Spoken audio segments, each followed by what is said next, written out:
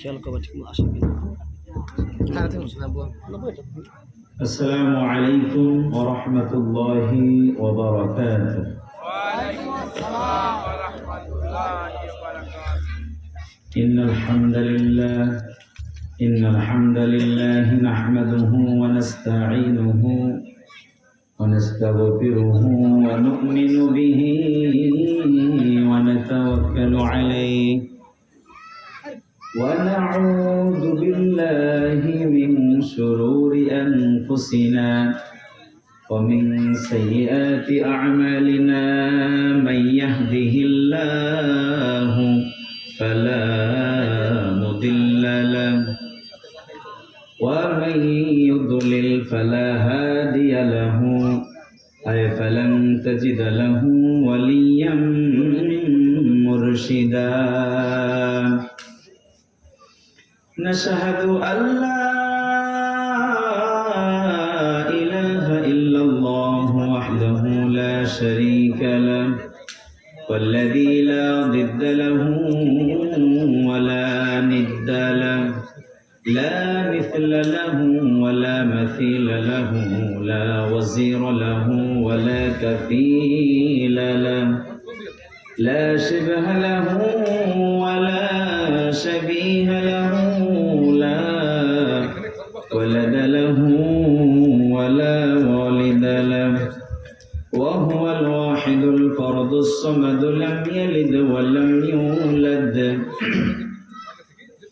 ولم يكن له كفوا أحد ونشهد أن سيدنا ونبينا وحبيبنا وبشيرنا ونذيرنا وطبيبنا وطبيب أرواحنا وحبيبنا وحبيب ربنا محمدا عبد الله ورسوله أرسله بالحق بشيرا ونذيرا وداعيا إلى الله بإذنه وسراجا منيرا فقد قال الله تعالى في كلامه المجيد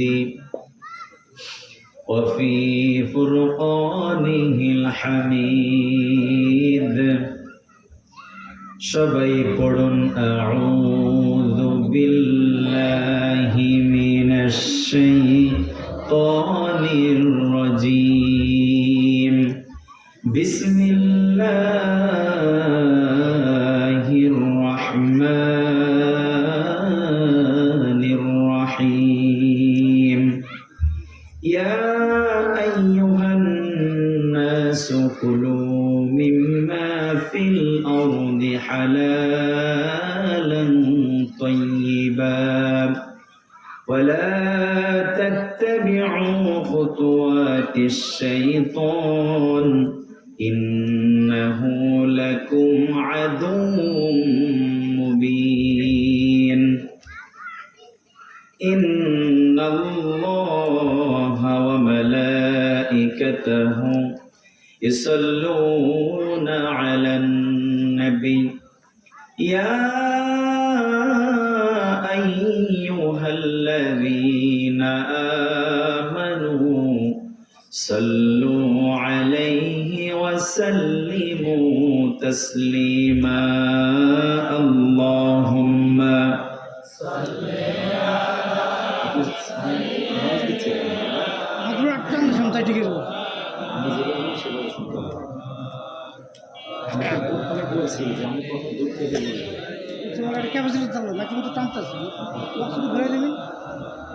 اللهم صل على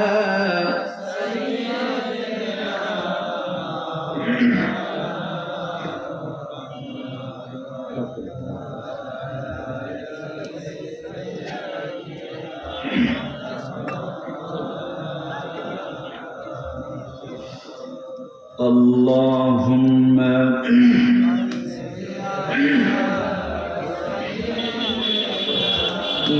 مولانا محمد وعلى آل سيدنا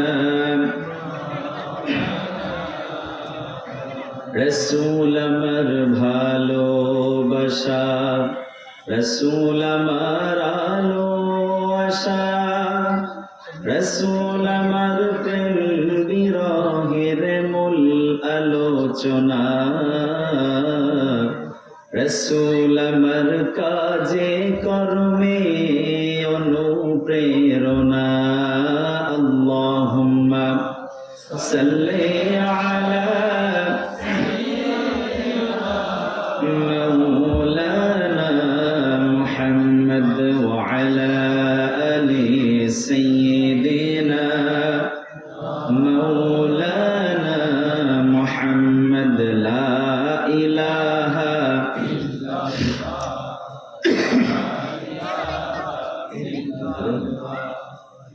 لا إله إلا الله لا إله إلا الله কোন খালিক নেই তুমি ছাড়া, মালিক নেই তুমি ছাড়া, কোন মাবুদ নেই তুমি ছাড়া, কোন মাশুক নেই তুমি ছাড়া।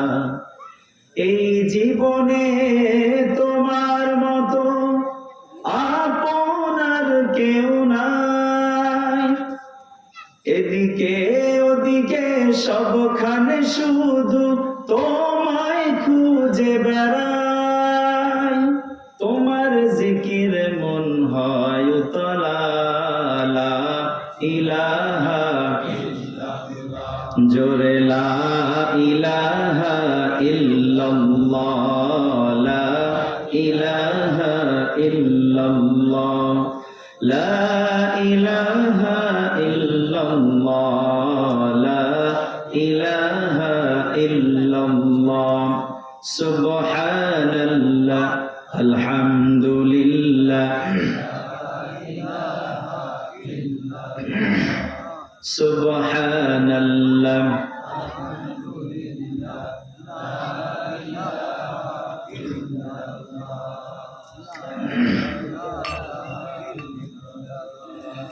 لا إله إلا الله محمد رسول الله صلى الله عليه وسلم।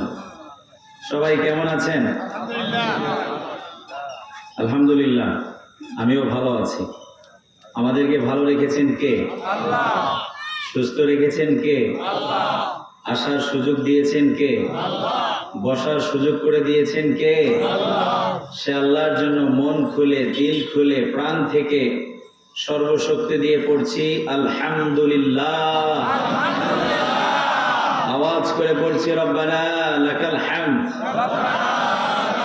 হামদান কাসীরান তাইয়িবান মুবারাকান ফীহি সুবহানাল্লাহি ওয়া বিহামদিহি সুবহানাল্লাহিল আযীম। বিশ্বনবী বলেন, কালিমাতানে খফীফাতানে আলাল লিসান ثقيلتان في الميزان حبيبتان إلى الرحمن سبحان الله وبحمده سبحان الله। বিশ্বনবী বলেছেন দুইটা কালেমা এরকম আছে, জবানে হালকা, আল্লাহর কাছে সবচেয়ে প্রিয়, মিজানের পাল্লায় সবচেয়ে ভারী। সুবহানাল্লাহ বলেন। তিনটা কথা বলেছে, খেয়াল করেন। জবানে হালকা, মিজানের পাল্লায় সবচেয়ে ভারী। তার মানে 7 আসমানের জমিন এক পাল্লায় যদি রাখা হয়, এই ছোট্ট কালেমাকে যদি এক পাল্লায় রাখা হয়, কালেমার পাল্লাই ভারী হবে। বলেছে মুহাম্মাদুর রাসূলুল্লাহ হাবিবাতান ইলা রহমান, আল্লাহর কাছে সবচেয়ে বেশি প্রিয়। আল্লাহু আকবার। সুবহানাল্লাহি ওয়া বিহামদিহি। এই দোয়া পড়েন তো আপনারা সবাই, সুবহানাল্লাহিল আযীম। আমরা পড়বো, পড়ি ইনশাআল্লাহ। আমরা শিখতে এসেছি, ঠিক কিনা? শেখার জন্য আজকের আয়োজন। আজকের আয়োজন যারা করেছে, টাকা দিয়ে, পয়সা দিয়ে, মেধা দিয়ে, শ্রম দিয়ে, বিবেক দিয়ে, বুদ্ধি দিয়ে, দেশ থেকে প্রবাস থেকে অক্লান্ত পরিশ্রম করে যারা এই জান্নাতের বাগান সাজিয়েছে, কোরআনের আয়োজন করেছে, আল্লাহ রাব্বুল আলামিন সকলের প্রচেষ্টাকে কবুল করুক, পড়ি আমিন। আপনাদের এই প্রচেষ্টা, আপনারা নিজের সময়কে প্লাস মাইনাস করে, যোগ বিয়োগ করে, দুনিয়ার সমস্ত কাজকে পেছনে ফেলে কোরআনের ময়দানে কোরআন শোনার জন্য বসেছেন। আল্লাহ তাআলা আপনাদের এই সময়টুকু কিয়ামতের ময়দানে মিজানের পাল্লায় ওজন করুক, সকলে পড়ি আমিন। এই সময়টুকু আল্লাহ তাআলা জান্নাতে যাওয়ার ওসিলা হিসাবে কবুল করুক, আরো জোরে পড়েন আমিন। রায়পুর ভাটোবালি হাজী শরিয়তুল্লাহ নুরানী মাদ্রাসা ও যুব সমাজের উদ্যোগে তাফসিরুল কোরআন মাহফিল ৩রা নভেম্বর ২০২৫ রোজ সোমবার। স্থান কেন্দ্রীয় ঈদগাহ মাঠ। এইটি ঈদগাহ মাঠ নাকি? আলহামদুলিল্লাহ। আজকের প্রধান অতিথি হিসাবে থাকবেন আলোচক, বিশিষ্ট ইসলামী চিন্তাবিদ, আন্তর্জাতিক খ্যাতিসম্পন্ন মুফাসসিরে কোরআন আল্লামা ডাক্তার কামরুল ইসলাম সাঈদ আনসারী, আমাদের সকলের পরিচিত দারাজ কণ্ঠ, যাকে বাংলার দ্বিতীয় সাঈদী হিসাবে চেনে, পড়েন আল্লাহু আকবার। আল্লাহ যেরকম তার বদন দিয়েছেন, সুন্দর চেহারা দিয়েছেন, কোরআনের ইলম দিয়েছেন, ঠিক তেমনি করে হুঙ্কার আর গর্জনে মাঠে ময়দানে দেখা যায়। আল্লাহু আকবার। আল্লাহ তাআলা আমাদের এই ভাইকে কবুল করুক, পড়ি আমিন। বিশেষ বক্তা হিসেবে আমাকে রেখেছেন, কথা বলেছেন আমার শ্রদ্ধেয় বড় ভাই হাফেজ মাওলানা আবু জাফর সাহেব, আরবি প্রভাষক, স্নানঘাটা ইসলামিয়া ফাজিল মাদ্রাসা। আরো কথা বলেছেন মাওলানা নেসারউদ্দিন সাহেব। সভাপতিত্ব করবেন মাওলানা এস.এম. শাহ আলম সাহেব, প্রিন্সিপাল, স্নানঘাটা ইসলামিয়া ফাজিল মাদ্রাসা। হুজুর আমাদের পাশেই বসা আছেন। আল্লাহ তাআলা সকলের খেদমতকে, কথা বলাকে, শোনাকে আমাদের দ্বীনের জন্য, ইসলামের জন্য কবুল করুক, সকলে পড়ি আমিন। পরিচালনায় রয়েছেন মাওলানা আবু তাহের বেলাল। নিহারিকা শিল্পী গোষ্ঠীও আপনাদের সাথে আছেন, আমিও নিহারিকার একজন সদস্য, আলহামদুলিল্লাহ। আমাদের যে কণ্ঠ, এই কণ্ঠ কার জন্য? আসতে বলবে না, কার জন্য? আমাদের হাত কার জন্য? এই হাত যদি লিখতে হয় আল্লাহর নামে লিখবে, ঠিক কিনা? এই কণ্ঠ যদি গাইতে হয় আল্লাহর নামে গাইবে, ঠিক কিনা? আমাদের শক্তি, আমাদের সামর্থ্য, সালাতি ওয়া নুসুকি ওয়া মাহইয়ায়া ওয়া মামাতি লিল্লাহি রাব্বিল আলামিন। আমার জীবন, আমার মরণ, আমার বেঁচে থাকা, আমার মরে যাওয়া, সবকিছু কার জন্য? আল্লাহর জন্য। আসেন কথা না বাড়িয়ে আমরা সরাসরি মাহফিলের মূল আলোচনার দিকে চলে যাই। আপনাদের মনোযোগ আছে তো? আমি আলোচনার মাঝখানে কোনো কথা বলবো না। আপনাদের কাছে একটা রিকোয়েস্ট, সেটা হচ্ছে এই যে মাঝখানের যে ফাঁকা জায়গাগুলো দেখা যাচ্ছে, মেহেরবানি করে বিনয়ের সাথে, শ্রদ্ধার সাথে বলবো, একটু সামনের দিকে এগিয়ে আসেন, জিকির করেন লা ইলাহা ইল্লাল্লাহ,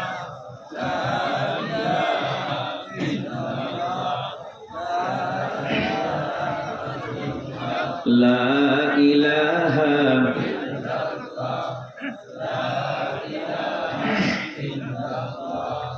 লা ইলাহা ইল্লাল্লাহ, লা ইলাহা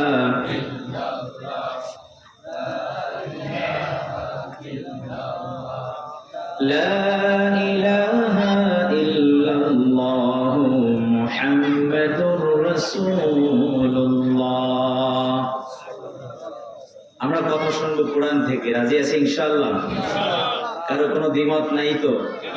কারো কোনো দ্বিমত নাই তো? কোরআনের কথা বলবো, কোরআনের কথা শুনবো, যা বলে আমল করব। কে কে রাজি আছেন? একটু হাত তুলে আল্লাহকে দেখতে চাই। লিল্লাহে তাকবীর। আল্লাহ আমাদের স্লোগান কবুল করুক, পড়ি আমিন। মান ক্বালা লাহু বিহি সাদাকা। বিশ্বনবী বলেছেন, যে ব্যক্তি কোরআন থেকে কথা বলে সে সত্য কথা বলে, কারণ কোরআনের কথাগুলো কার? আল্লাহ। ওমান হাকামা বিহি আদালা। আর যে ব্যক্তি কোরআন দিয়ে বিচার করে ও ন্যায় বিচার করে, ঠিক কিনা? ওমান আমিলা বিহি উজিরা। আর যে কোরআন দিয়ে আমল করে এই আমলটা লিপিবদ্ধ থাকে কার কাছে? সুতরাং কোরআন শুনবো, কোরআন মানবো, কোরআন দিয়ে জীবন করবো। জোরে বলেন ঠিক না বেঠিক? আর কেউ যদি বলে জীবন গঠনের সাথে কোরআনের কোনো সম্পর্ক নাই, সমাজের সাথে কোরআনের কোনো সম্পর্ক নাই, রাজনীতির সাথে, ব্যক্তিগত জীবনের সাথে কোরআনের কোনো সম্পর্ক নাই, স্ট্রেট কথা, সোজা কথা, সাপটা কথা, ওর সাথে ইসলামের কোনো সম্পর্ক নাই, ঠিক কিনা? এই কোরআন তিবিয়ানান লিকুল্লি শাই, সবকিছুর সমাধান আছে না নাই? কেমন করে পরিবার চালাবেন, রাষ্ট্র চালাবেন, মসজিদ চালাবেন, মাদ্রাসা চালাবেন, সংসদ ভবন কিভাবে চালাবেন, এই কথাও আছে না নাই? কেমন করে বিচার ফায়সালা করবেন, আল্লাহ রাব্বুল আলামিন পবিত্র কোরআনুল কারীমে ঘোষণা করেন, وَمَن لَّمْ يَحْكُمْ بِمَا أَنزَلَ اللَّهُ فَأُولَٰئِكَ هُمُ الْكَافِرُونَ। আল্লাহ বলেন, কোরআন দিয়ে আমার নাজিলকৃত বিধান, আসমানি গ্রন্থ দিয়ে যারা বিচার ফায়সালা করে না, এরাই হলো কাফের। বলেন নাউজুবিল্লাহ। এরপর আল্লাহ তাআলা বলেন, ফাউলাইকা হুমুজ জালিমুন, এরাই হলো জালেম। কোথাও কোথাও আল্লাহ জালেম বলেছেন, কোথাও কোথাও কাফের বলেছেন। সুতরাং আমার দেশের বিচার আদালত, যত আইন আদালত আছে, সব কিছু চলতে হবে এই বিধানটা দিয়ে। জোরে বলেন ঠিক কিনা? কার কথা? আল্লাহর কথা নাকি মোল্লার কথা? আসতে বলবে না, কার কথা? এজন্যই তো আল্লাহ রাব্বুল আলামিন বিশ্বনবীকে দিয়ে বিচার ফায়সালা করিয়েছেন কোরআন দিয়ে। মদিনাতে এক মহিলা, সম্ভ্রান্ত ফ্যামিলির একটা মেয়ে চুরি করে ধরা পড়ল। তখন সবেমাত্র মানুষ ইসলাম গ্রহণ করতে শুরু করেছে। সাহাবায়ে কেরামের মধ্যে পরামর্শ হলো, এই মহিলার হাত যদি কেটে দেওয়া হয় তাহলে সমাজে বিশৃঙ্খলা সৃষ্টি হবে। যায়েদ রাদিয়াল্লাহু তাআলা আনহুকে রাসূলের কাছে সুপারিশের জন্য পাঠানো হলো। ইয়া রাসূলুল্লাহ, ইয়া হাবিবাল্লাহ, আমরা তো জানি আল্লাহ তাআলা পবিত্র কোরআনে চুরির ফায়সালা হাত কাটতে বলেছেন। আপনার কাছে আমাদের অনুরোধ, একটু যদি কোনো মতে এই মেয়েটাকে ছাড় দেওয়া যায়, সমাজের মানুষগুলো তাহলে কোরআনের দিকে বেশি বেশি আসবে। রাসূল সাল্লাল্লাহু আলাইহি ওয়াসাল্লাম তো আগুনের মতো লাল হয়ে গেলেন আর বললেন, তোমাদের এত বড় সাহস কেমন করে হয় যে বিধান স্বয়ং আল্লাহ নাজিল করেছেন, সে কার মেয়ে, কোন শ্রেণীর মেয়ে, কোন গোত্রের মেয়ে দেখার কোনো টাইম নাই। ওই মেয়ের জায়গায় আমার মেয়ে ফাতেমা যদি হতো, আমি মুহাম্মদ আগে তার হাতটা কেটে ফেলতাম। পড়েন সুবহানাল্লাহ। এজন্য বিধান মানবো কার? কোনো দ্বিমত নাই তো ইনশাআল্লাহ। সম্মানিত ভাইরা আমার, কোরআন থেকে কথা বললে সেখানে রহমত আসে, কারণ কোরআনটা হলো নির্ভুল, ঠিক না বেঠিক? যালিকাল কিতাব লা রাইবা ফি হুদাল লিল মুত্তাকিন। আল্লাহ বলেছেন এটা এমন কিতাব, এটার মধ্যে কোনো ভুল নাই, সন্দেহ নাই, কোনো সংশয় নাই। সুবহানাল্লাহ। আর যদি কারো মনে সন্দেহ থাকে, আল্লাহ তাআলা পবিত্র কোরআনুল কারীমে বলছেন, আল্লাহ তাআলা বলেন, আমি আল্লাহ তাআলা যে কিতাবকে নাযিল করেছি, মিম্মা নাযালনা আলা আবদিনা ফাতু বিসূরাতিন মিন মিসলিহি, আমি যে কোরআন নাযিল করেছি, এই কোরআন নিয়ে যদি তোমাদের মধ্যে কারো সন্দেহ থাকে, সংশয় থাকে, তাহলে ফাতু বিসূরাতিন মিন মিসলিহি, তোমরা কোরআনের মতো অনুরূপ একটা কোরআনের সূরা বানিয়ে নিয়ে আসো। আদউ শুহাদাআকুম মিন দুনিল্লাহি ইন কুনতুম সাদিকিন। আল্লাহু আকবার। আল্লাহ বলে, পারলে তোরা বানিয়ে নিয়ে আয়। সম্ভব হবে কি? কথা বলেন, হবে না? এই আশেপাশে কথা বলেন না, সাইডে যারা কথা বলছেন, এটা উচিত না। এটা কোরআনের মজলিস, বসে যান। ভলান্টিয়ার ভাই যারা আছেন, বাচ্চাদেরকে একটু নিরিবিলি বসায় দেন।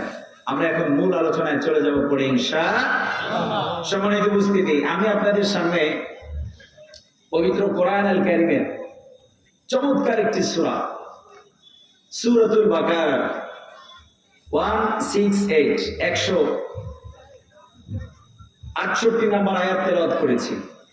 20 নম্বর রুকু থেকে আল্লাহ রাব্বুল আলামিন এই সূরায় আমাদের কিছু করণীয় এবং কিছু বর্জনীয় বিষয়ে দিক নির্দেশনা দিয়েছেন। সমাজের আল্লাহ তাআলা কেমন করে পরিচালনা করতে হবে সে বিধান দিয়েছেন। ইসলামী সমাজ গঠন করতে হলে সূরা নূরের কাছে আমাদের ফিরে যেতে হবে। কথা বলেন ঠিক না বেঠিক? আল্লাহ রাব্বুল আলামিন আমরা কি খাবো কি না খাবো, কি পড়বো কি না পড়বো, কোনটা হালাল কোনটা হারাম, এই বিধানগুলো খুলে খুলে আমাদেরকে বলে দিয়েছেন। সুবহানাল্লাহ পড়েন। এজন্য একটি আদর্শিক সমাজ যদি গঠন করতে হয়, একটি জান্নাতি সমাজ যদি আমাদের গঠন করতে হয়, কোরআনের বিকল্প নাই। কথা বলেন ঠিক কিনা? বাংলাদেশের স্বাধীনতার প্রায় 55 বছর অতিক্রম হতে চলেছে। খুনের সংখ্যা কি বেড়েছে না কমেছে? একটু কথা বলতে হবে। চোরের সংখ্যা কি বাড়ছে না কমছে? জেনার সংখ্যা কি বাড়ছে না কমছে? লুটতরাজ, ধর্ষণ, রাহাজানি, চাঁদাবাজি বেড়েছে নাকি কমেছে? বেড়ে গিয়েছে। কেননা মানব রচিত কোনো আইন দিয়ে মানুষকে কন্ট্রোল করা যায় না। কথা বলেন ঠিক কিনা? সমাজ ঠিক করতে হলে মানব রচিত বিধান হবে না, বিধান লাগবে একজনের। তিনি কে? সেই বিধানের নাম কি? সেই বিধান হলো কোরআন। আল্লাহ তাআলা কোরআনুল কারীমে ইরশাদ করেন, আলহামদুলিল্লাহিল্লাযী আনজালা আলা আবদিহিল কিতাবা ওয়া লাম ইয়াজআল লাহু ইওয়াজা। আল্লাহ বলেন, এমন একটা কিতাব আমি আল্লাহ তাআলা নাযিল করেছি যার মধ্যে বানিয়ে কুনিয়ে কোনো কথা নাই, গোজামিলের কোনো কথা নাই, এনিয়ে বিনিয়ে ঘুরিয়ে ফিরিয়ে কোনো কথা নাই, সোজা সাপটা কথা আল্লাহ তাআলা বলেছেন। বিধান আমি তোমাদেরকে দিয়ে দিলাম। কেউ যদি কাউকে খুন করে, রক্তের বদলে তোমরা রক্ত নিয়ে নাও। কেউ যদি জিনা করে, বিবাহিত হলে তাকে পাথর মেরে রজম করে দুনিয়ার থেকে বিদায় করে দাও। কেউ যদি চুরি করে তার হাত কেটে দাও। সোজাসুজি কথা আল্লাহ তাআলা পবিত্র কোরআনে বলেছেন, ঘুরিয়ে পেঁচিয়ে কোনো কথা নাই। কিন্তু আমাদের সমাজে একটু পর্যালোচনা করলে দেখা যায় জিনার ব্যভিচারের বিচার সামান্য 100-200 টাকার বিনিময়ে এরা সমাধান করে দেয়। ঠিক কি না? আছে না নাই? সম্মানিত ভাইয়া, আল্লাহ তাআলার কথাগুলো একদম সোজা সাপটা। আল উযনু বিল উযনি, কেউ যদি কানের বদলে কান নেয়, এটাই হলো বিধান। আল আইনু বিল আইনি, চোখের বদলে চোখ, কানের বদলে কান, রক্তের বদলে রক্ত, জীবনের বদলে জীবন, খুনকে বদলা খুন। এই বিধানটা কার? আসতে বলবেন না কার? এটাই হলো বিধান। আমরা এই বিধান আগামী সংসদে যাক, আমরা চাই কি চাই না? কারা কারা চাই না হাত দেখান। माशाअल्लाह माशाअल्लाह। जज्बात के साथ होश भी रखना चाहिए। जज्बार साथे साथे আপনাদের হুশ আছে, আলহামদুলিল্লাহ পড়েন। চান কারা কারা একটু হাত তুলে দেখান। লিল্লাহি তাকবীর, লিল্লাহি তাকবীর। আল কোরআনের আলো, তো সংসদে যাবে কি? আল কোরআনের আলো, আল কোরআনের আলো, সংসদে যালো। আল্লাহ কবুল করুক বলি আমিন। সংসদকে, আগামীর বাংলাদেশের সংসদকে এই কোরআন দিয়ে সাজাতে হবে পড়ে ইনশাআল্লাহ। আমাদের সকলের মত আছে না নাই? কে কোন দল করেন ডাজন্ট ম্যাটার, কে কোন দল করে দেখার বিষয় না। এজ এ মুসলিম হিসাবে কোরআনের আইন বাস্তবায়ন হোক, এই তামান্না যদি আপনার মধ্যে না থাকে, আপনি মুসলমানই না। আপনি কাট্টা মুনাফিক চিল্লা এখন, ঠিক কিনা? আমি কোন রাজনৈতিক দলের নাম নেব না, এটা রাজনৈতিক দলের স্বভাব না। আমি কোরআনে যেটা আছে এটাই বলবো। বাইরে থেকে যদি কিছু বলি, আমাকে আপনারা কাউন্টার দিয়ে ধরাইয়া দিবেন, ক্ষমা চেয়ে চলে যাব। কিন্তু যদি কোরআন থেকে বলি, মানতে হবে। অবজেকশন থাকলে আপনি মুসলমানই তো থাকবেন না, ঠিক কিনা? আপনার জানাজাও হবে না, আপনার দাফনও হবে না, কাফনও হবে না। কবরের উপরে যদি ফুল দিয়ে স্তূপ করে দেয়, ওই কবরে আযাব পাঠাবেন তিনি কে? কেননা আপনি তো কোরআন বিরোধী, আপনি তো ইসলাম বিরোধী। আল্লাহ রাব্বুল আলামিন বলেন, মান আ'রাদা আন যিকরি ফাইন্না লাহু মাঈশাতান দানকাও ওয়া নাহশুরুহু ইয়াওমাল কিয়ামাতি আ'মা। পড়েন আল্লাহু আকবার। আল্লাহ রাব্বুল আলামিন বলেন, কিয়ামতের ময়দানে কিছু মানুষকে আল্লাহ তাআলা অন্ধ করে উঠাবেন। এই মানুষগুলো চিৎকার করে বলতে থাকবে লিমা হাসারতানি আ'মা, আল্লাহ তাআলা কেন আমাকে আপনি অন্ধ করে উঠালেন? অকদ কুনতু বাসীরা, অথচ দুনিয়াতে আমার চোখ ছিল। আল্লাহ রাব্বুল আলামিন জবাব দিয়ে বলবেন কাযালিকা আতাতকা আয়াতুনা ফানাসিতাহা ওয়া কাযালিকাল ইয়াউমা তুনসা। পড়েন আল্লাহু আকবার। আল্লাহ তাআলা বলবেন যেমন করে দুনিয়াতে তুমি কোরআন থেকে মুখ ফিরিয়ে নিয়েছিলে, কোরআনকে তুমি ডিনাই করে করে চলেছিলে, কোরআনকে পেছনে রেখে মানব রচিত মতবাদকে সামনে রেখে চলেছিলে, গণতন্ত্রকে সামনে রেখে চলেছিলে, আল্লাহর বিধানকে পিছনে নিয়ে চলেছিলে, কোরআন থেকে যেভাবে তুমি চোখ ফিরিয়ে মুখ ফিরিয়ে নিয়েছিলে, এজন্য আজকে আমি আল্লাহ তাআলা তোমার চোখের জ্যোতি কেড়ে নিয়েছি। পড়েন নাউজুবিল্লাহ। আল্লাহ তাআলা এই বিপদ থেকে আমাদের হেফাজত করুক, পড়ি আমিন। রন্ধ্রে রন্ধ্রে, ঘরে ঘরে, পাড়ায় পাড়ায়, মহল্লায় মহল্লায়, মসজিদে মসজিদে, বাজারে বাজারে এই কোরআনের দাওয়াতকে ছড়িয়ে দিতে হবে, ঠিক না বেঠিক? রাসূল সাল্লাল্লাহু আলাইহি ওয়াসাল্লাম মিরাজের রাতে জান্নাত আর জাহান্নাম যখন ভিজিট করতেছিলেন, এসে বললেন আল্লাহ তাআলা এই পুরো পৃথিবীটাকে একটা প্লেটের মধ্যে করে আল্লাহ তাআলা আমাকে দেখিয়েছেন। সুবহানাল্লাহ। পুরো পৃথিবীটাকে বিশ্বনবী নজর করে দেখেছেন। যেখানে যেখানে বিশ্বনবীর চোখ পড়েছে ওইখানেই আল্লাহ তাআলা এই কোরআনের বিধানকে, কোরআনের আওয়াজকে, মুসলমানের এই পাওয়ারকে আল্লাহ ছড়াই দিবেন। পড়েন আল্লাহু আকবার। সুতরাং ষড়যন্ত্র যতই হোক, আগামীর বাংলাদেশ হবে কোরআনের বাংলাদেশ, আগামীর বাংলাদেশ হবে মুসলমানের বাংলাদেশ। কোন চোর গুন্ডা বদমাশকে আমরা ক্ষমতায় দেখতে চাই না, চিল্লায় এখন ঠিক কিনা? কোন ভোট চোরকে আমরা বাংলাদেশের সংসদে দেখতে চাই না, চিল্লায় এখন ঠিক কিনা? কোন চাঁদাবাজকে আমরা বাংলাদেশের সংসদে দেখতে চাই না। রাজিয়েছেন কারা? হাত তুলে আল্লাহকে দেখায় না। আল্লাহ কবুল করুক, করি আমিন। সম্মানিত ভাইয়েরা, জিহাদের তামান্না যদি আপনার মধ্যে না থাকে, আপনি মুসলমানই থাকবেন না। জিহাদ এই বিধান ফরজ করেছেন কে? আস্তে বলবেন না কে? শুধু আকাশের উপরে আর জমিনের নিচের কথাই যদি বলি, রসুলের দাঁত ভাঙবে কেন? রসুলের মাথায় লোহার হেলমেট ঢুকবে কেন? কি বলেন, ঠিক না বেঠিক? তিরমিজি শরীফের মধ্যে এসেছে রাসূলুল্লাহ সাল্লাল্লাহু আলাইহি ওয়াসাল্লাম বদরের প্রান্তরে লোহার হেলমেট পরে শরীরে, এরপরে যুদ্ধ বর্ম পরে জিহাদের ময়দানে বের হয়েছেন। এখন আমাকে আপনারা জবাব দেন, লোহার হেলমেট পরে শরীরে বর্ম পরে কি রাসূল নামাজের জন্য বের হয়েছিলেন? কথা বলেন। কেন বের হয়েছেন? যুদ্ধের জন্য বের হয়েছেন। আল্লাহর কালেমাকে জমিনে প্রতিষ্ঠার জন্য বের হয়েছেন, ঠিক না বেঠিক? কই এই কথা তো আমরা শুনি না। আর আমরা এই কথা বললে এক শ্রেণীর মানুষ আমাদেরকে জঙ্গি বলে, ঠিক কিনা? মূলত ওরাই হলো সন্ত্রাস, ওরাই চাঁদাবাজ, ওরাই ধর্ষক, চিল্লে এখন ঠিক কিনা? আমাদের সাথে ধর্ষণের সাথে, চাঁদাবাজির সাথে, গুন্ডাদের সাথে ইসলামের কোন সম্পর্ক নাই। কথা বলেন, ঠিক না বেঠিক? কোরআন যেভাবে বলেছে আমরা সেভাবেই চলবো। কোরআন যেভাবে আমাদেরকে পথ দেখিয়েছে ওইভাবে আমরা চলবো। আল্লাহ কবুল করুক। কারো রক্তচক্ষুকে আমরা পরোয়া করব? প্রয়োজনে আমরা ফাঁসির রশিতে ঝুলবো, প্রয়োজনে আমরা জেল জরিমানা গুনবো। কোরআনের সাথে আমরা কোনো স্যাক্রিফাইস করবো না, ঠিক না বেঠিক? এই নজির আমাদের আছে না নাই? লাশের সারি গুনেন কোন দলের কয়টা ভারী। হক খুঁজতে বেশি দূরে যাওয়ার দরকার নাই। যে গাছের ফল বেশি মিষ্টি ওই গাছেই ঢিল বেশি, ঠিক কিনা?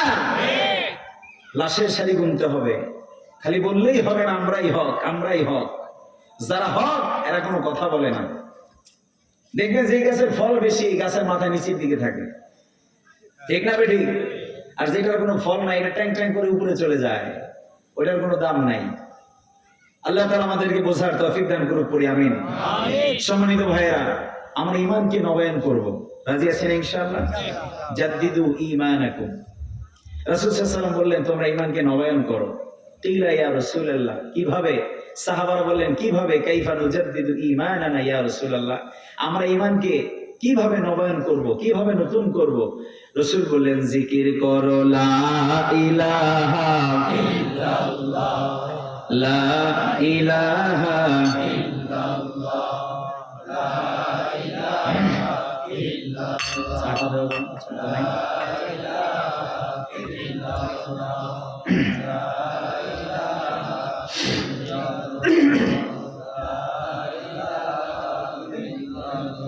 لا إله إلا الله محمد رسول الله صلى الله عليه وسلم। তাহলে ভাইরা আমরা কোন সূরা থেকে কথা শুনবো বলেন তো? সূরা বাকারা থেকে। সবাই বলেন কোন সূরা? সূরা বাকারা থেকে। বাকারা শব্দের অর্থ কি? গাভী। গাভী আছে তো আপনাদের? আলহামদুলিল্লাহ। গাভীর কথা আল্লাহ তাআলা পবিত্র কোরআনে একটা সূরাই দিয়ে দিলেন। শানে নজুলটা অনেক বড়, আমি সেদিকে যাচ্ছি না। আমরা সরাসরি আলোচনায় চলে যাই। 168 নম্বর আয়াত। আল্লাহ রাব্বুল আলামিন এই আয়াতটা গোটা পৃথিবীর মানুষের জন্য ডেডিকেট করেছেন। হিন্দু, বৌদ্ধ, খ্রিস্টান, মুসলমান, ধোপা, ঋষি, মুচি, কৃষি, যত শ্রেণীর মানুষ সমাজে আছে সবার জন্য আল্লাহ তাআলা একটা আয়াত দিয়েছেন, যে আয়াতটার মধ্যে গোটা মানব জাতির জন্য কিছু পথ নির্দেশিকা আছে। আল্লাহু আকবার। আল্লাহ রাব্বুল আলামিন পবিত্র কোরআনুল কারীমে সূরাতুল বাকারার 168 নম্বর আয়াতের মধ্যে বলেন, ইয়া আইয়ুহান নাসু কুলু মিম্মা ফিল আরদি হালালান তাইয়্যিবা ওয়া লা তাত্তাবি'উ খুতুওয়াতিশ শাইতান ইন্নাহু লাকুম আদুউম মুবিন। পড়েন আল্লাহু আকবার।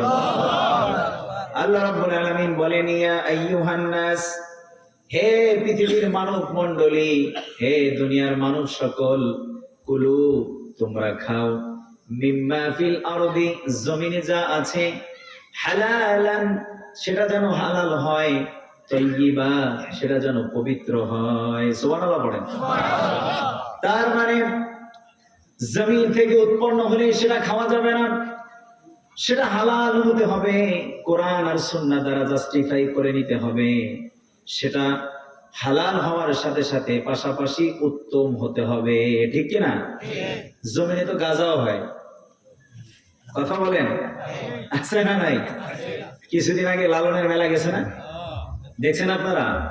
ওরে বাবা, গাঁজার কি টান! আবার দেখলাম ডিসি সাহেবের কাছে গেছে একজনে যুক্তি নিয়ে, লাল শালু টালু পরে, এটা তো কোন মানব, এটা খেলে তো মানুষের কিছু হয় না, মানুষের ক্ষতি হয় না, তো খেলে সমস্যা কি? আর আল্লাহ তাআলাই তো এটা দিচ্ছেন, নাউজুবিল্লাহ পড়বেন না? এই হলো তাদের বুঝ। সম্মানিত ভাইয়ের আমার, এজন্য জমিন থেকে যেটা উৎপন্ন হয় এটা হালাল হতে হবে, পাশাপাশি এটা উত্তম হতে হবে। বলেছেন কে? আল্লাহ। আরো জোরে বলেন কে? আল্লাহ। এজন্য আল্লাহ তাআলা বলেন, ইয়া আইয়ুহান নাসু কুলু মিম্মা ফিল আরদি হালালান তাইয়্যিবা ওয়া লা তাত্তাবি'উ খুতুওয়াতিশ শাইতান। আল্লাহ বলেন, শয়তানের পদঙ্ক অনুসরণ করো না। আল্লাহ যেটা হালাল সার্টিফাইড দিয়েছেন, রাসূল যেটা তোমাদেরকে হালাল বলেছেন সেটাই খাবে, সেটাই গ্রহণ করবে। কোন শয়তানের পথ তোমরা অনুসরণ করবে না। জেনে রাখো, শয়তান তোমাদের প্রকাশ্য শত্রু। সুবহানাল্লাহ পড়েন। আসেন এবার একটু এই আয়াতের বিশ্লেষণে যাই, মোটামুটি একটু তাফসিরে চলে যাই। হালাল এই পৃথিবীতে ব্যাপক, হারামের সংখ্যা কম। এই পৃথিবীতে হালালের সংখ্যা আল্লাহ অনেক করেছেন, গুণে গুণে অল্প কিছু জিনিস আল্লাহ তাআলা হারাম করেছেন। দেখেন,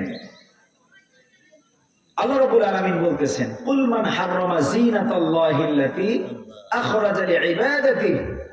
আল্লাহ তাআলা বলতেছেন, হে নবী, কার এত বড় সাহস যে পোশাক আমি আল্লাহ তাআলা আমার বান্দার জন্য হালাল করে দিয়েছি সেটাকে হারাম করার ক্ষমতা পৃথিবীর কেউ রাখে? যে জিনিস আল্লাহ হালাল করেছেন সেই জিনিস হারাম করার ক্ষমতা পৃথিবীতে কেউ রাখে কি? আমরা তো অনেক সময় কথায় কথায় হারাম বলে ফেলি, আছে না নাই? সম্মানিত ভাইয়েরা, একটা সময় আমাদের এই বাংলাদেশের অনেক উলামায়ে কেরাম ইংরেজি শিক্ষা গ্রহণ করাকে হারাম বলে ফতোয়া দিত। কি বলেন? আচ্ছা বলেন, ভাষা এটা হারাম হবে কেন? এই ভাষাটা কে নাজিল করছেন? কথা বলেন। মুসা আলাইহিস সালামের সাথে আল্লাহ তাআলা 1,40,000 ভাষায় কথা বলছে। সুবহানাল্লাহ বলতে পারলেন না তো? 1,00,000 তুর পাহাড়ে 1,40,000 ভাষায় মুসা আলাইহিস সালামকে আল্লাহ তাআলা যখন ওহী দিলেন, 1,40,000 ভাষায় কথা বলার পরে আল্লাহ তাআলা জিজ্ঞাসা করলেন, মুসা কিছু বুঝছো? মুসা আলাইহিস সালাম জবাব দিয়ে কয়, না কিছুই বুঝি নাই। সুবহানাল্লাহ। তো কিছু উত্তর দাও না, বলো না, হ্যাঁও বলো না, নাও বলো না, কোনো কথাই তো বলতেছো না। মুসা আলাইহিস সালাম জবাব দিয়ে বলে, আল্লাহ আমার কোনো কথা থাকবে না, আপনি আমার সাথে যখন কথা বলতেছিলেন আমার কলিজাটা ঠান্ডা হয়ে যাচ্ছিল, আপনার কোনো কথা না বুঝতে পারলেও আমি মুসার কাছে বড় ভালো লেগেছে। সুবহানাল্লাহ। মুসা আলাইহিস সালামের সাথে আল্লাহ তাআলা 1,40,000 ভাষায় কথা বললেন। ওই ভাষার মধ্যে ইংরেজি ভাষা ছিল না, আপনি কেমন করে বুঝবেন? ওই ভাষার মধ্যে আমার মাতৃভাষা বাংলা ছিল না, কেমন করে বুঝবেন? ওই ভাষার মধ্যে চায়না ভাষা ছিল না, আপনি কেমন করে বুঝবেন? কারণ পৃথিবীতে তো এখন 1,40,000 ভাষা নাই। যত ভাষাভাষী মানুষ এই পৃথিবীতে আছে সব মাতৃভাষাগুলো নাজিল করেছেন তিনি কে? মন চাইলে আপনি একটা হারাম বলতে পারবেন না। হারাম হওয়ার জন্য দলিল লাগে, ঠিক না বে ঠিক? আপনি যদি বলেন এটা হারাম, ভাই দলিল দেন, দলিল দিতে হবে তো। কুল হাতু বুরহানাকুম, কথা বলতে হলে কোরআনে দলিল লাগবে, দলিল ছাড়া আমরা কিছু শুনতে চাই না। এখন আলহামদুলিল্লাহ অনেকে এখান থেকে ফিরে আসছে, এখন বড় বড় কওমি মাদ্রাসা, আলিয়া মাদ্রাসা, এগুলোতে এখন আলহামদুলিল্লাহ অনেক ইংরেজি চর্চা হচ্ছে। এই ইংরেজি চর্চাটা আরো আগে যদি হতো আমরা আমাদের দাওয়াতের কার্যক্রমকে আরো বাড়াইতে পারতাম, ঠিক না বে ঠিক? আল্লাহ তাআলা বোঝার তৌফিক দান করুক, করি আমিন। সম্মানিত ভাইরা, এরপরে পোশাকের মধ্যে কিছু হালাল হারামের বিষয় আছে। আপনি একজন মুসলিম হিসাবে যে কোনো পোশাক পরতে পারবেন না। কোন নারী সে যদি পুরুষের পোশাক পরে, কোন পুরুষ সে যদি নারীর পোশাক পরে, আল্লাহর লানত ওই পুরুষ এবং নারীর উপরে বর্ষিত হয়, পড়ে নাউজুবিল্লাহ। লাআনাল্লাহুল মুতাশাব্বিহ, যেই মহিলা পুরুষের মতো প্যান্ট শার্ট পরে, যে পুরুষ নারীর মতো সাজসজ্জা করে, ওর উপরে লানত নাজিল করেন তিনি কে? আল্লাহ। এরপরে কেউ যদি পোশাকের ক্ষেত্রে একেবারে আঁটোসাঁটো পোশাক পরে, যেই পোশাক পরলে আপনার শরীরের গঠন বোঝা যায়, যে পোশাক পরলে শরীরের অবয়ব দেখা যায়, ওই রকম পোশাকটাকে হারাম করেছেন তিনি কে? ভেঙে চড়ে বলার কিছু নাই। বর্তমান বাংলাদেশের প্রেক্ষাপটে যদি একটু তাকিয়ে দেখেন, বিশেষ করে রাজধানীর দিকে যদি তাকান, চোখের জেনা তো হয়েই যায়। আল্লাহ তাআলা মাফ করুক, কি বলবো, লজ্জা শরমের মাথা খেয়ে যেন তারা রাস্তায় নেমেছে, ঠিক কিনা? 3 নম্বরে, পোশাক পরে কেউ যদি অহংকার করে, বিশ্বনবী বলেছেন যার পোশাক টাকনুর নিচে চলে যায়, অহংকারের সাথে যে ব্যক্তি টাকনুর নিচে পোশাক পরে পরে হাঁটে, ওই টাকনু সহ আল্লাহ তাআলা কিয়ামতের ময়দানে তাকে জাহান্নামে পাঠিয়ে দিবে। নাউজুবিল্লাহ পড়েন। তাহলে আপনার মন যেরকম চায় পোশাক ওরকম পরতে পারবেন না। পায়জামা পাঞ্জাবি পরা একমাত্র এটাই পরতে হবে, এটাই কিন্তু জরুরি না। কেউ যদি পাঞ্জাবি পরে রেশমের, এটা হারাম। রেশমের যদি কেউ পোশাক পরে আর যদি জুব্বা ভালো একটা পরে, পুরোটাই গুনাহ। নাউজুবিল্লাহ পড়েন। তাহলে হালাল এবং হারাম এই বিষয়গুলো খুব ভালো করে আজকে মাথার মধ্যে ঢুকিয়ে যেতে হবে। বিপরীত লিঙ্গের কোনো পোশাক পরা যাবে না। সাজসজ্জার ক্ষেত্রে অনেক পুরুষ দেখি এই যে কান ফোড়ায়, কোনো যৌক্তিকতা নাই, মেয়েদের মতো সাজে, আছে না নাই? আবার কিছু কিছু নারী দেখবেন ছেলেদের মতো pant shirt tie coat suited booted পরে থাকে। নাউজুবিল্লাহ, এগুলো হারাম। এই পোশাকগুলো কি হারাম। 4 নম্বরে কুফুরির পোশাক। কোন মুসলমান ক্রিসমাস ডের ওই যে খ্রিস্টানদের পোশাক পরে, কুরুশ পরে, হিন্দুদের গেরুয়া পোশাক পরে, মুসলমান কখনো কোন বিধর্মীর কালচার ফলো করতে পারে না। আসতে বলবে না, পারে না। এই পোশাকগুলো আমাদের বেঁচে থাকতে হবে। পোশাক কেনার সময় বাচ্চাদেরকে পোশাক কিনে দিবেন, আগে দেখবেন, জাস্টিফাই করবেন। একটা জায়নামাজ যদি কিনতে যান, ডিজাইনটা ভালো করে দেখবেন, মসজিদের টাইলস কিনতে যাবেন, এগুলো ভালো করে অবজার্ভ করবেন, আসলে কি এটা কোনো মূর্তির মতো দেখা যায় কিনা। ইহুদি এবং খ্রিস্টানেরা এখন জুতার নিচেও আল্লাহ এবং রসুলের নাম ঢুকিয়ে দেয়, পড়ে নাউজুবিল্লাহ। এই চক্রান্তগুলো আমাদের খুব ভালো করে খেয়াল করতে হবে। নাম্বার 5, রেশমি পোশাক আল্লাহ তাআলা আমাদের জন্য হারাম করেছেন। এই 5 শ্রেণীর পোশাক থেকে আমরা বিরত থাকবো পরে ইনশাআল্লাহ। এজন্য আল্লাহ তাআলা বললেন,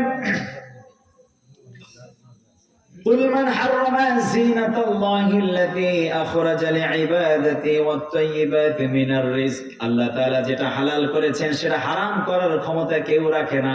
আবার আল্লাহ তাআলা যেই পোশাকগুলোকে, যেই খাবারগুলোকে, যেই জিনিসগুলোকে হারাম করেছেন, দুনিয়ার সমস্ত মানুষ যদি সেগুলোকে হালাল বলে, কোনোদিন সেটা হালাল হয়ে যাবে না। ঠিক না বেঠিক?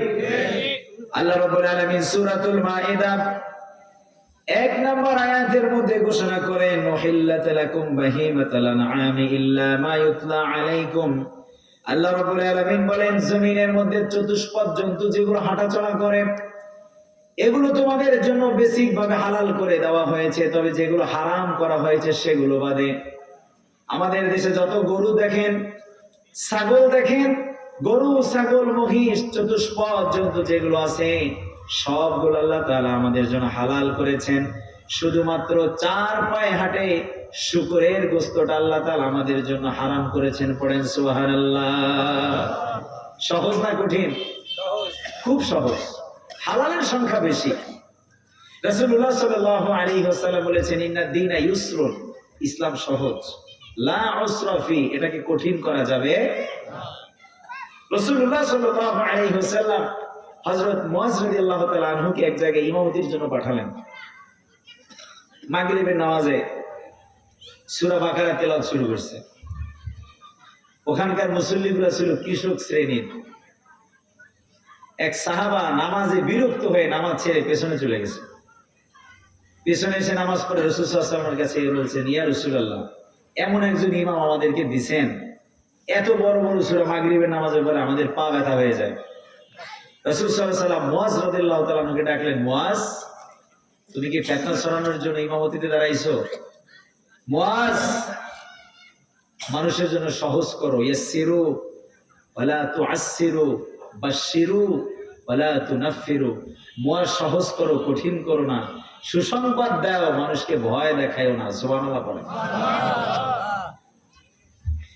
রাসূলুল্লাহ সাল্লাল্লাহু আলাইহি ওয়াসাল্লামের কাছে হাদিসের একটা ঘটনা মনে পড়ে যায়। এক যুবক আসলো, এক যুবক এসে বিশ্বনবীর কাছে বলে, ইয়া রাসূলুল্লাহ, ইযান লি জিনা, ও নবী, আমাকে আপনি জিনা করার অনুমতি দেন। নাউজুবিল্লাহ বললেন। কত বড় সাহস দেখেন। এক সাহাবী এসে বলতেছে, ইয়া রাসূলুল্লাহ, আমাকে জিনার অনুমতি দেন। মানে এক ব্যক্তি, ধরেন, আল্লাহ মাফ করুক, সাহাবীর কথা বলে ফেললাম, এক ব্যক্তি এসে বলতেছে, ইয়া রাসূলুল্লাহ, যুবক মানুষ, ইযান লি জিনা, আমাকে জিনা করার অনুমতি দেন। পাশের থেকে কয়েক সাহাবা হাত আঁটো করে ওরা মারতে যাবে। রাসূল সাল্লাল্লাহু আলাইহি ওয়াসাল্লাম বলেন, থামো, লোকটা কি বলতে আসছে আগে একটু তার কথাটা শুনি, মারামারির দরকার নেই। সাহাবায়ে কেরাম বলতেছে, আরে থামো মিয়া, যে নবী তার নিজের মুখ দিয়ে বলতেছে, লা তাকরাবুজ জিনা, তোমরা জিনার ধারে কাছেও যেও না, আর তুমি তার কাছে এসেছো জিনার অনুমতি চাইতে, এত বড় সাহস তোমার কি করে হয়? আল্লাহু আকবার। রাসূল সাল্লাল্লাহু আলাইহি ওয়াসাল্লাম এই যুবককে তার পাশে বসালেন, তার কাছে টেনে নিলেন।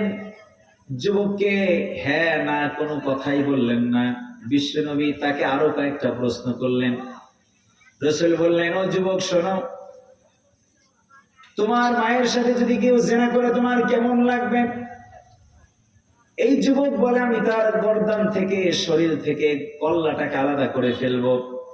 রাসূল আবার বললেন, যদি তোমার বোনের সাথে কেউ জিনা করে তুমি কি করবে? যুবক বলে, আমি তাকে খুন করে ফেলবো। এই কাজটা যদি তোমার ফুপির সাথে, তোমার খালার সাথে, তোমার আত্মীয় স্বজনের সাথে কেউ করে তুমি কি করবে? রাসূল তাকে একটার পর একটা প্রশ্ন করতে করতে পেরেশান করে দিলেন। সুবহানাল্লাহ পড়েন। নিজের ভুল বুঝতে পেরে যুবক দাঁড়িয়ে রইল। মাথা নিচের দিকে দিয়ে দাঁড়িয়ে রইল, কোনো কথা বলল না। চোখ বেয়ে বেয়ে যুবকের পানি পড়ে। যুবক বলে, ইয়া রাসূলুল্লাহ, ইয়া হাবিবাল্লাহ, আমার বোঝ হয়ে গিয়েছে, আমাকে আর কোনো শাসন করার দরকার নাই। আমি যে কাজে আপনার কাছে অনুমতি চেয়েছি, কাজটা বড় গর্হিত কাজ। আপনার এই সুন্দর নসিহা আমার জীবনটাকে পরিবর্তন করে দিয়েছে।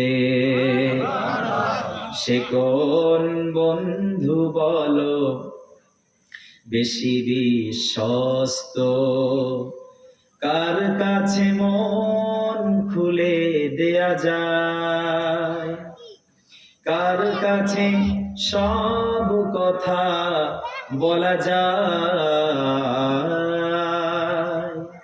হওয়া যায় বেশি আশ্বস্ত, তার নাম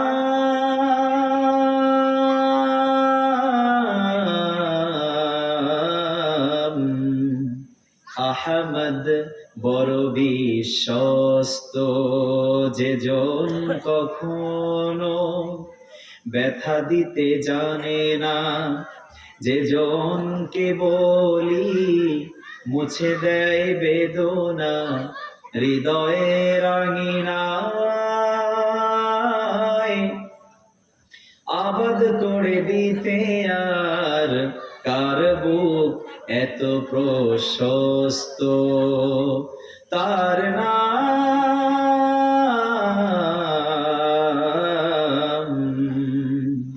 আহমদ, বড় বিশ্বস্ত। আহমদ, বড় বিশ্বস্ত। মারহাবা পড়েন। তার চেয়ে কোন বন্ধু বিশ্বস্ত হতে পারে? কেমন ভালোবাসতেন তিনি সাহাবাদেরকে, কেমন সাহাবারা তাকে ভালোবাসতেন।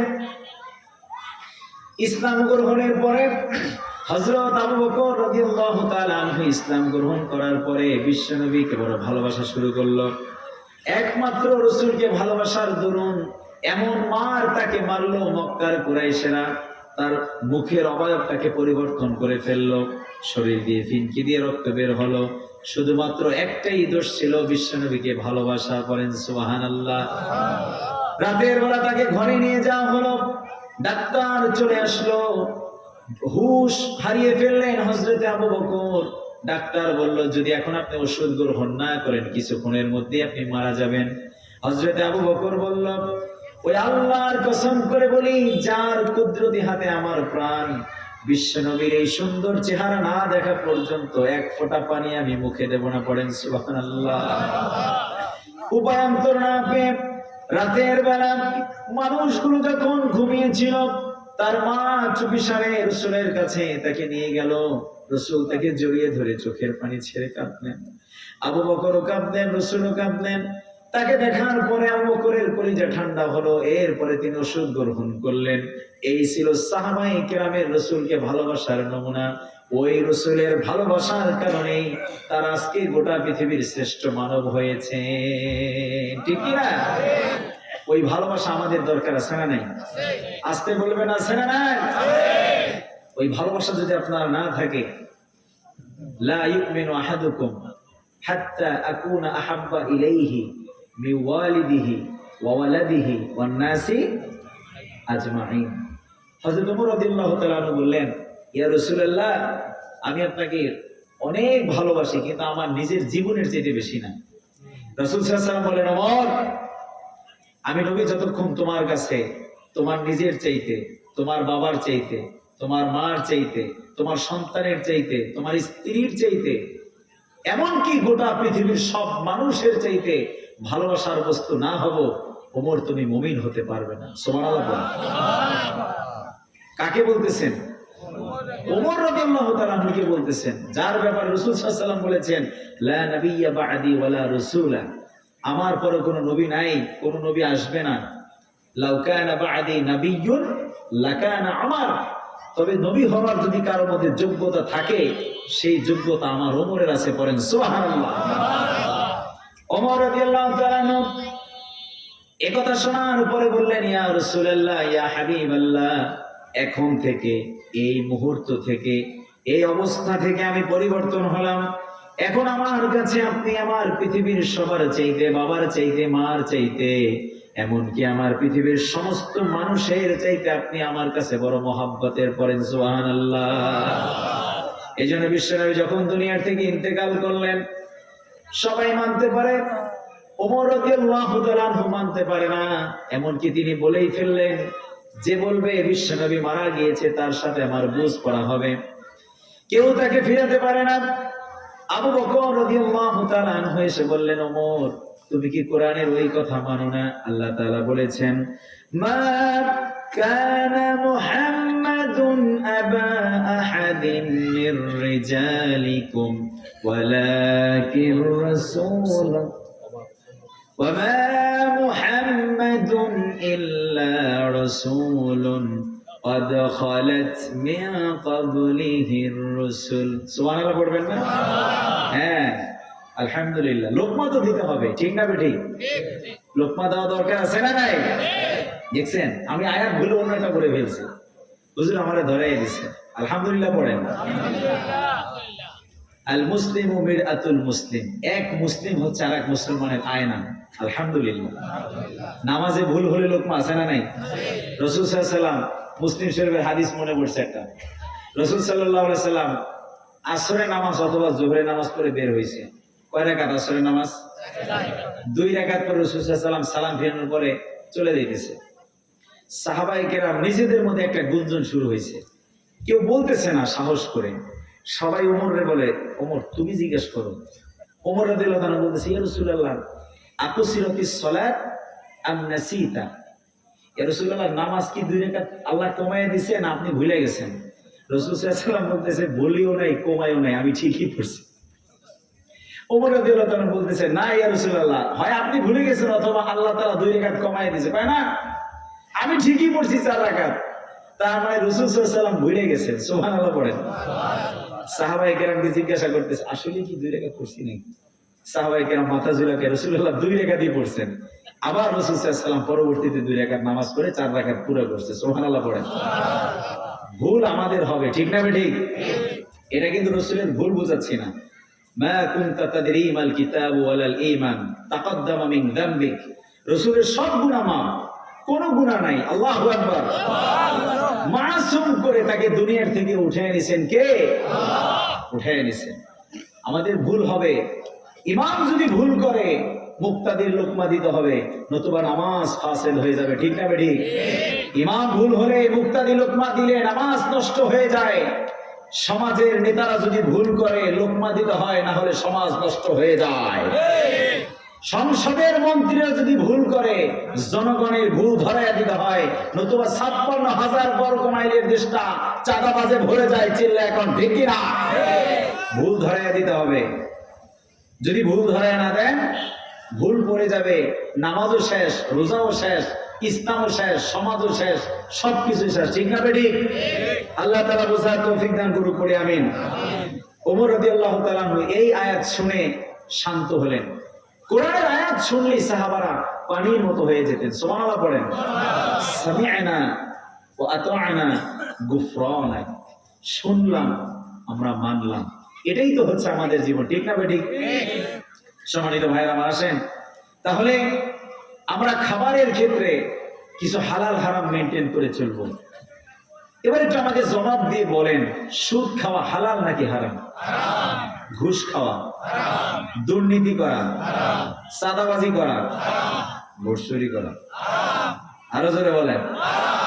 কিন্তু ওই দিন শেষ, ঠিক কিনা? আর আসবে, ওই চ্যাপ্টার ক্লোজ হয়ে গেছে।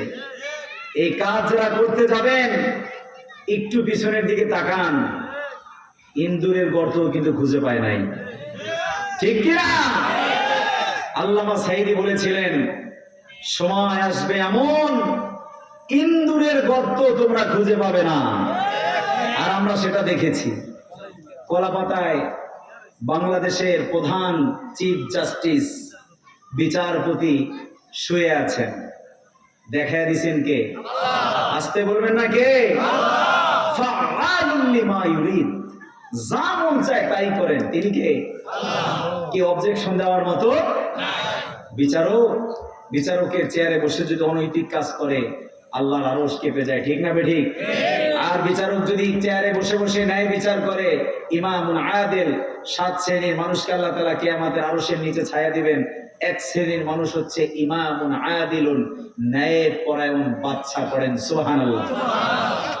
কিয়ামতের ময়দানে আল্লাহ তাআলা যে সমস্ত মানুষগুলো বিনা বিচারে দুনিয়ার থেকে চলে গিয়েছে, ওই মানুষগুলোকে আবার বিচারের জন্য ডাকা হবে।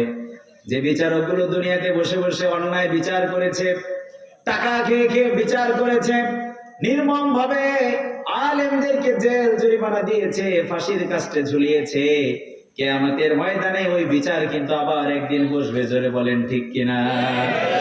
সেদিন দুনিয়াতে কোনো আইনজীবী পাওয়া যাবে না, কোনো উকিল ভাড়া করে পাওয়া যাবে না। আল্লাহ রাব্বুল আলামিন নিজেই তোমার বিরুদ্ধে মামলা দায়ের করে দিবে, তুমি আফসোস করতে থাকবে। তোমার ঠিকানা সেদিন একমাত্র ঠিকানা হবে তোমার জন্য জাহান্নাম, ঠিক না বেটি? আর যারা নিরপরাধ ভাবে দুনিয়া থেকে বিদায় নিয়েছে, ওই মানুষগুলো সেদিন পুষ্পের হাসি হাসবে। আল্লাহু আকবার।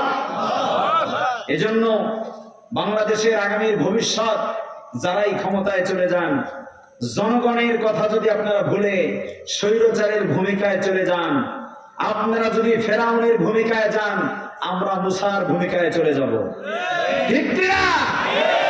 আপনারা যদি আবু জাহেলের ভূমিকায় চলে যান, আমরা খালিদ বিন ওলীদের ভূমিকায় চলে যাব, ঠিক না বেটি? আপনারা যদি নমরুদের ভূমিকায় চলে যান, আমরা ইব্রাহিমের সন্তান হিসাবে দাঁড়িয়ে যাব, ঠিক না বেটি?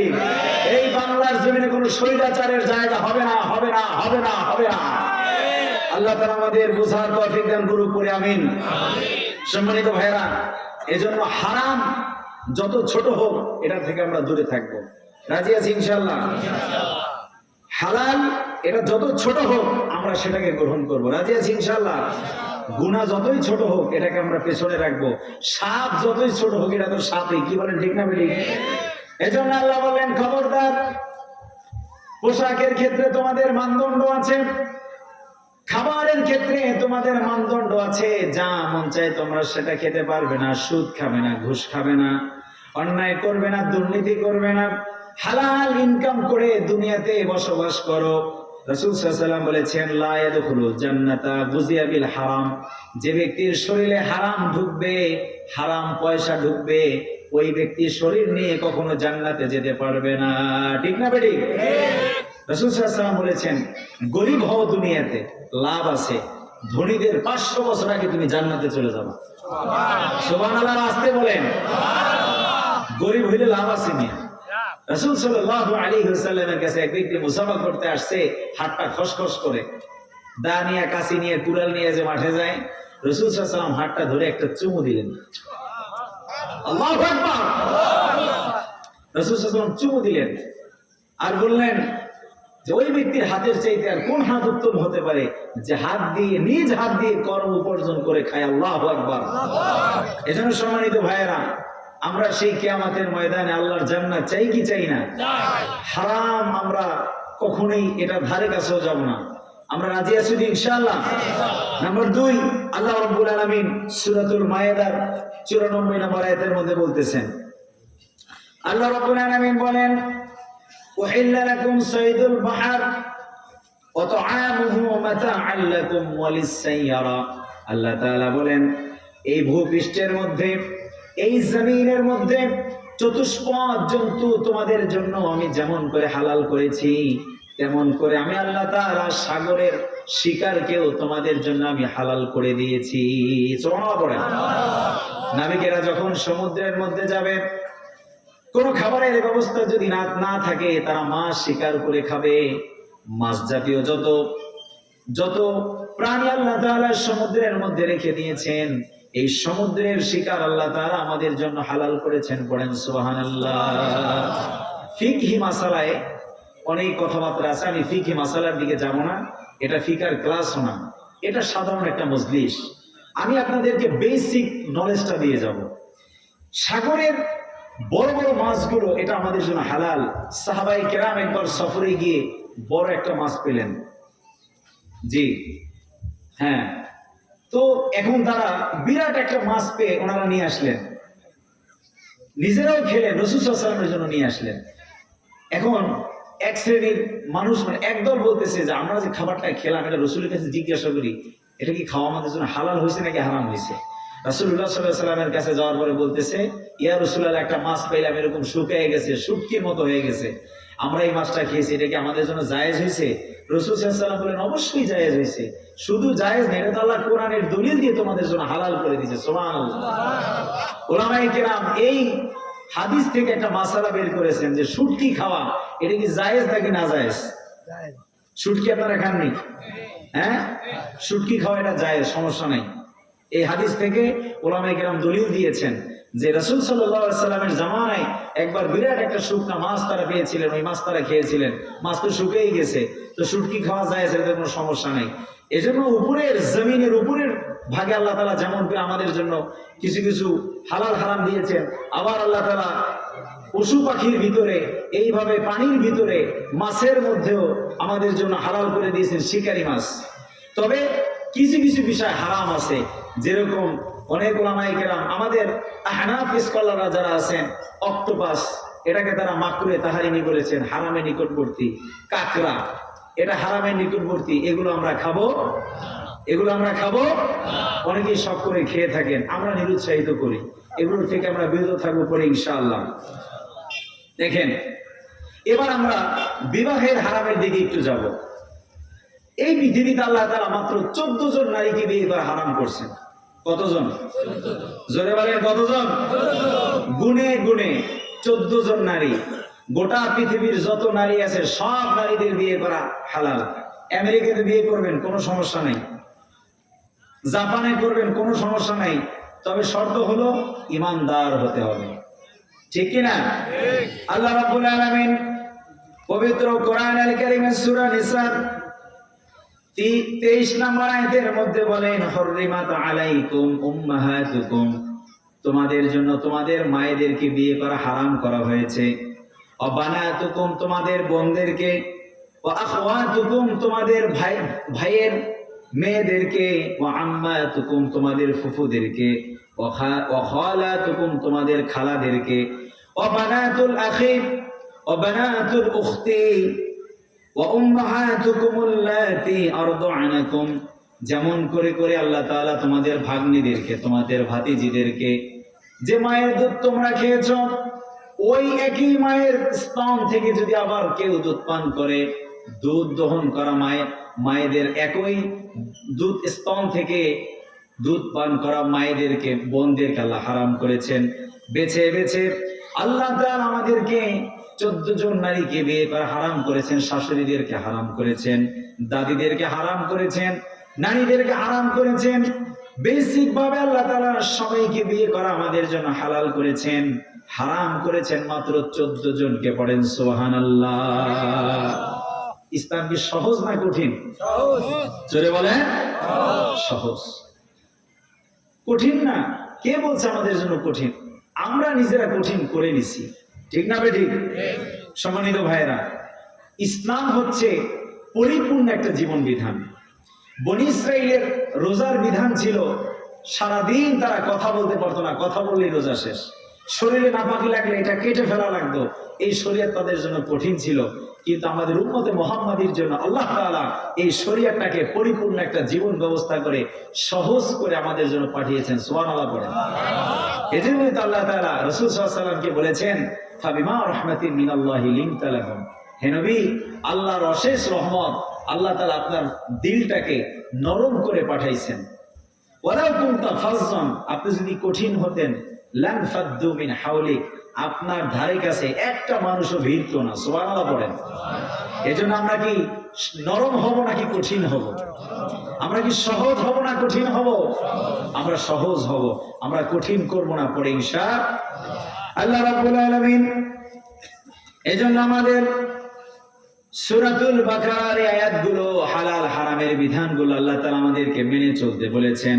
আমরা কোরআনের যেখানে হালাল পাবো গ্রহণ করব, যেখানে আমরা হারাম পাবো সেটাকে আমরা বর্জন করব। সম্মানিত ভাইয়েরা, আমাদের মধ্যে অনেক ভাইয়েরা আছে আত্মীয়তার সম্পর্ক ছিন্ন করে দেই, তাদের সাথে কোনো যোগাযোগ রাখি না। এই আত্মীয়তার সম্পর্ক ছিন্নকারী কিন্তু জাহান্নামে যাবে বলেছে মুহাম্মাদুর রাসূলুল্লাহ। ঠিক না ঠিক? লা ইয়াদখুলুল জান্নাতা কাত্তান। রাসূলুল্লাহ সাল্লাল্লাহু আলাইহি ওয়াসাল্লাম মক্কা থেকে মদিনাতে যখন গেলেন, যাওয়ার সাথে সাথেই বললেন, খবরদার আত্মীয়তার সম্পর্ক বজায় রাখো, রক্তের সম্পর্ক বজায় রাখো, তোমাদের বোনদের যে ভাগ তোমাদের সম্পত্তিতে আছে এই সম্পদের ভাগগুলো তোমরা দিয়ে দাও। আমাদের অনেক ভাইরা আছেন, ছেলের সম্পদকে আমরা বুঝিয়ে দেই, মেয়ের সম্পদকে আমরা বুঝিয়ে দেই না। আমাদের অনেক ভাইরা আছে, ফুফুদেরকে আমরা সম্পদ দিতে চাই না। আছে না নাই? কথা বলেন ভাই। কিয়ামতের ময়দানে আসামি হতে হবে। এজন্য হালাল হারামের বিষয়গুলো যেন আমরা মেলে চলি। আল্লাহ তাআলা তৌফিক দান করুক, পড়ি আমিন। আল্লাহ রাব্বুল আলামিন পবিত্র কোরআনুল কারীমে ঘোষণা করেন, لن تنالوا البر حتى تنفقوا مما تحبون। আল্লাহ তাআলা বলেন, যতক্ষণ পর্যন্ত তোমাদের উত্তম বস্তু আল্লাহর রাস্তায় তোমরা দান না করবে, আল্লাহর রাস্তায় তোমরা ব্যয় না করবে, ততক্ষণ পর্যন্ত তোমরা আল্লাহর কাছে প্রিয় হতে পারবে না। পড়েন সুবহানাল্লাহ। ইব্রাহিম আলাইহিস সালাম তার সন্তানকে কোরবানি করে দিলেন। হযরত মুসা আলাইহিস সালামকে তার মা ছোটবেলায় সাগরে ভাসিয়ে দিলেন। ইব্রাহিম আলাইহিস সালাম তার সন্তানকে ছুরির নিচে রেখে দুনিয়া থেকে বিদায়ের জন্য প্রস্তুত হয়ে গেলেন। আমার ভাইরা, আল্লাহ রাব্বুল আলামিন আমাদের কাছ থেকে কিছু কোরবানি চায়, কিছু সম্পদ চায়, কিছু মাল চায়।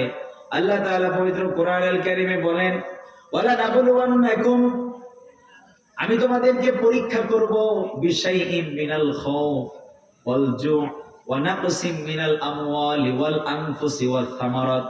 আল্লাহ তাআলা বলেন, আমি তোমাদেরকে পরীক্ষা করব তোমাদের জীবন নিয়ে, তোমাদের মৃত্যু দিয়ে, তোমাদের ক্ষতি দিয়ে, তোমাদের ফসলের ক্ষতি নিয়ে। এমনি করে করে তোমাদের কাছ থেকে আমি বিভিন্ন সময়ে পরীক্ষা নেব।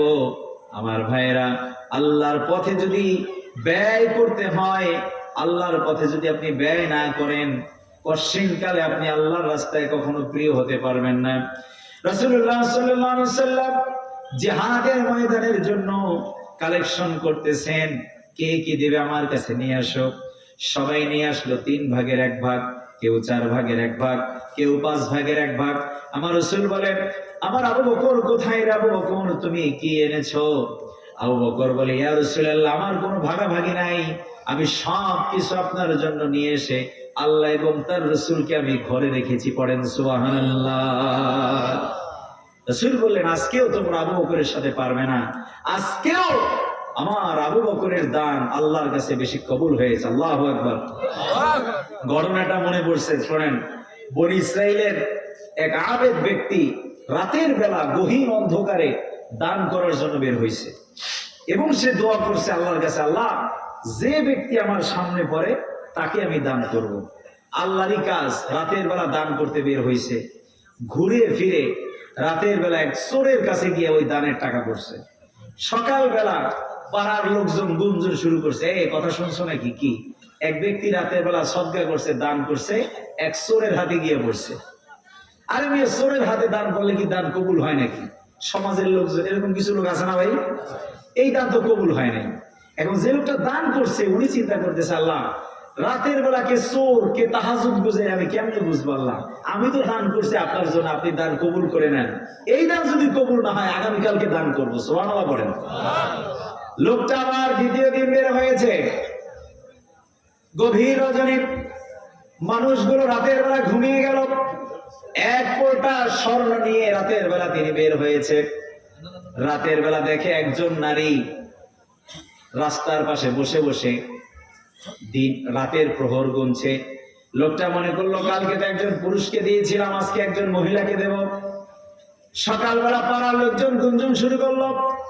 রাতের বেলা এক ব্যক্তি এমন একজন নারীকে সদকার টাকা দিয়েছে, দানের টাকা দিয়েছে।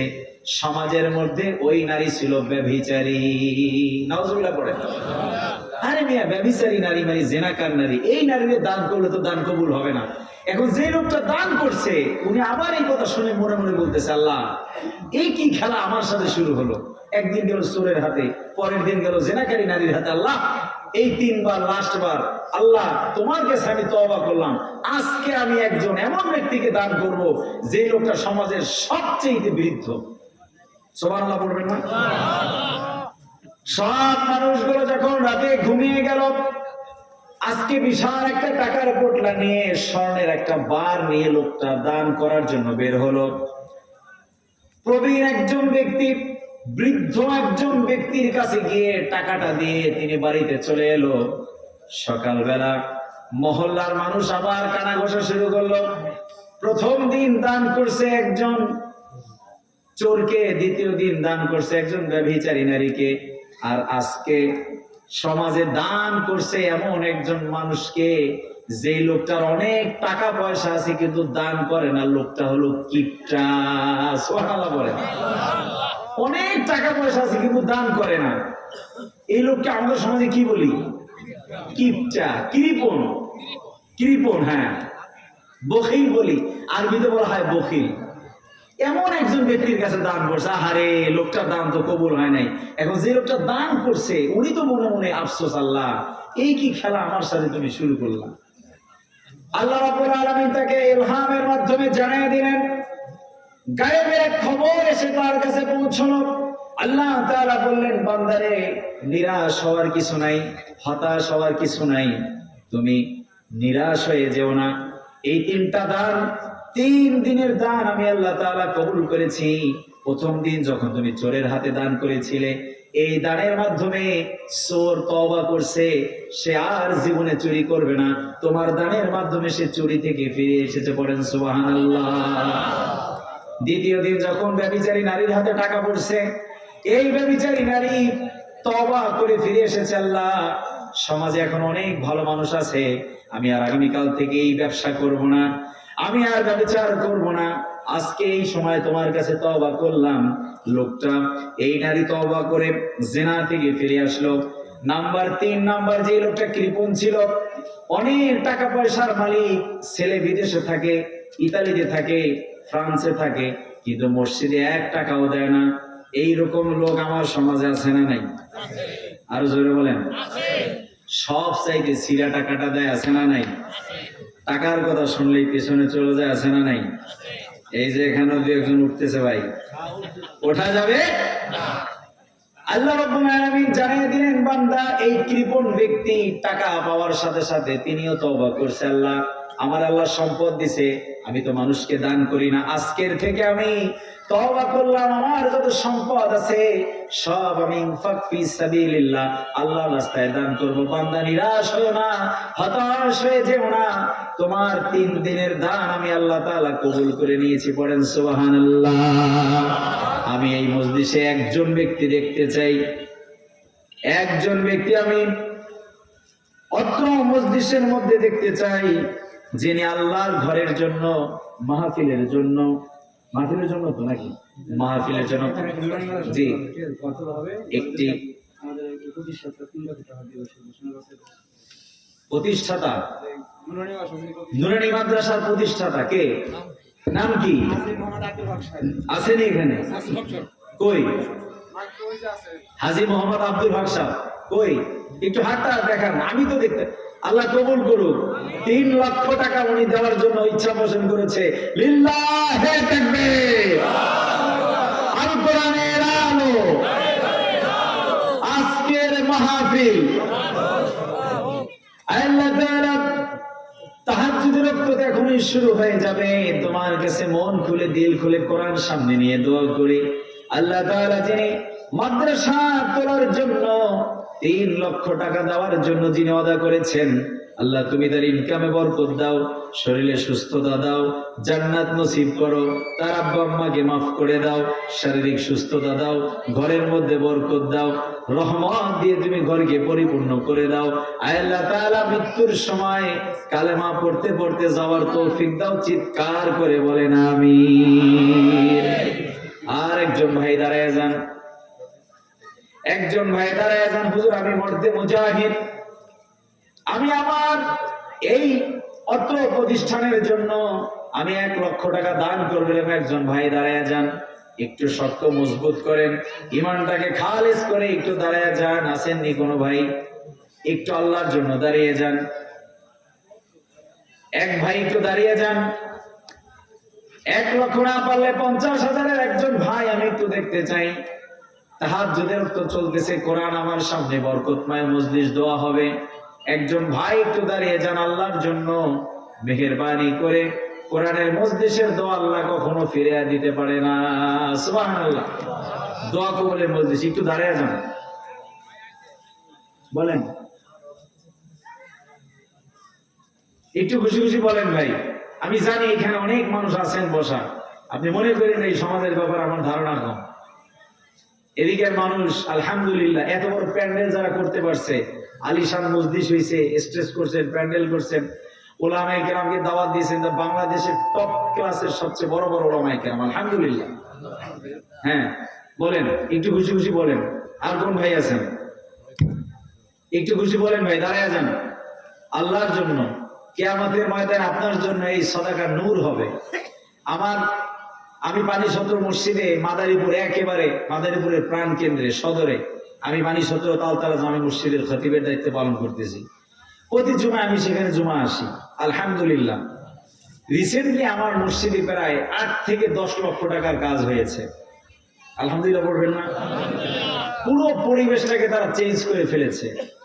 সমস্ত টাকা মসজিদের মুসল্লিরা তো দিয়েছে আলহামদুলিল্লাহ। কমিটিতে যারা ছিল এরা বলছে, হুজুর আপনি খেলে আপনার কাজ চালাইয়া যান, আপনি খালি বলবেন আমাদেরকে, কোনো কাজ থেমে থাকবে। আপনি মসজিদে দান করতেছেন মানে কি, আপনি আখিরাতটাকে সাজাইতেছেন। একটা ইট রূপার, একটা ইট সোনার, মেশকার আব্বরের গাঁথনি হবে। সুবহানাল্লাহ। বাড়িতে গিয়ে বললেন, দূর থেকে ঘ্রাণ আসতে থাকবে। আল্লাহু আকবার। আপ্যায়নটা করবে কি দিয়ে জানেন নাকি? জান্নাতীদের প্রথম আপ্যায়ন হবে মাছের কলিজা ভুনা। আল্লাহু আকবার। এরপর রাসূল সাল্লাল্লাহু আলাইহি ওয়াসাল্লাম বলতেছে, এমন জিনিস আল্লাহ তাআলা রাখছে যেটা কল্পনাও করতে পারবো না। সম্মানিত ভাইরা, জান আর মাল, ইন্নাল্লাহা আশতারা মিনাল মুমিনিনা আনফুসাহুম ওয়া আমওয়ালাহুম বিআন্না লাহুমুল জান্নাহ। জান তো দিতেই হবে, জানের সাথে সাথে মাল দেওয়া দরকার আছে না নাই? কথা বলেন, আছে না নাই? ইনফাক ফি সাবিলিল্লাহ। দাঁড়ান হুজুর, 50,000 পারতেছি না, 30,000। দাঁড়ায় যান। খোলা মজলিসে তার জন্য দোয়া হবে, আল্লাহর আরশে দোয়া চলে যাবে ইনশাআল্লাহ। বলেন, একটু বলেন, একটু খুশি খুশি বলেন ভাই।